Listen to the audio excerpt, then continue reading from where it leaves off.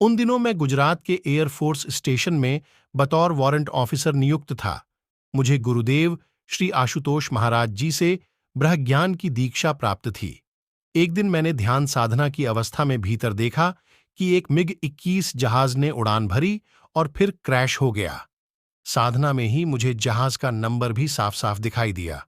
ये देखकर मैं बेहद परेशान हुआ। मैंने मन ही मन गुरुदेव श्री आशुतोष महाराज जी से प्रार्थना की कि महाराज जी, आपने दिखा तो दिया है, पर मैं इस त्रासदी को कैसे रोकूं? कौन मानेगा मेरी ये बात? फिर भी मैं सीनियर टेक्निकल ऑफिसर, जो जहाजों का तकनीकी रखरखाव देखते थे, उनसे मिला, पर उन्होंने मेरी बात सुनकर भी अनसुनी कर दी। इसके बाद मैं अपने ही विभाग के एक सीनियर ऑफिसर से मिला।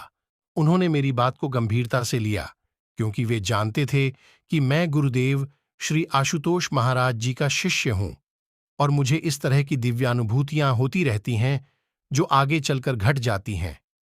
इसलिए वे मुझे सीधा कमांडिंग ऑफिसर के पास ले गए।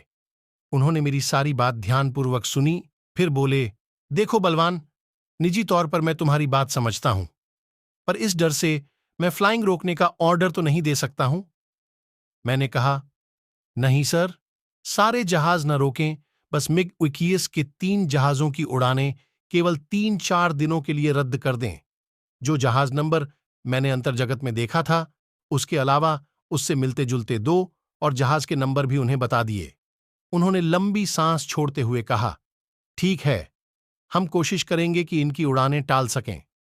मगर वे लोग गुरु महाराज जी के ज्ञानी साधक तो थे नहीं, जो दृढ़तापूर्वक मेरी अनुभूति पर विश्वास करते।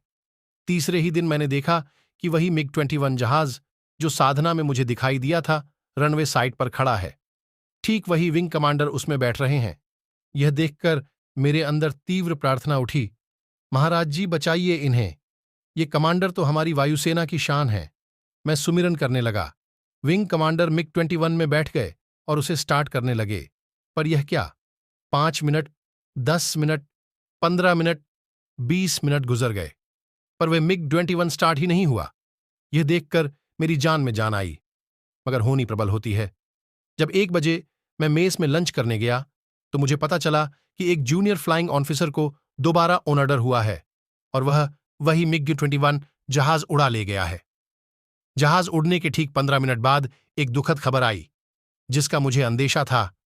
MiG-21 क्रैश हो गया।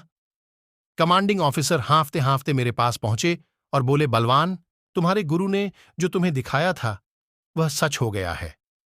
फ्लाइंग ऑफिसर का कुछ अता पता नहीं है। मालूम नहीं वह सुरक्षित रूप से बच निकल पाया या नहीं। यह कहकर कमांडिंग ऑफिसर भारी मन से चले गए। मुझे भी हमारे जवान की चिंता हुई, इसलिए मैं साधना करने बैठ गया। मुझे फिर अंतर्जगत में एक दृश्य दिखाई दिया। वही फ्लाइंग ऑफिसर हमारे जामनगर के एयरफोर्स स्टेशन में है और वहां के रोगी विभाग में उसका इलाज चल रहा है। मैंने तुरंत फोन करके कमांडिंग ऑफिसर को इस अंतर अनुभूति के बारे में बताया। उन्होंने भी जामनगर स्टेशन में पता करवाया। फिर पता चला कि दुर्घटनाग्रस्त फ्लाइंग ऑफिसर वहीं भर्ती था। साधकों, जब तक मैं एयरफोर्स में रहा, इस तरह की कई दिव्यानुभूतियां मुझे गुरु महाराज जी ने दिखाईं, जिनसे कई बड़ी बड़ी दुर्घटनाएं टल सकीं। कई बार मेरे मन में यह विचार आता है कि यदि हमारे एयरफोर्स के जवानों और अफसरों को ब्रह्मज्ञान की ट्रेनिंग भी दे दी जाए, तो पूरे विश्व में सबसे सशक्त हमारी वायुसेना होगी।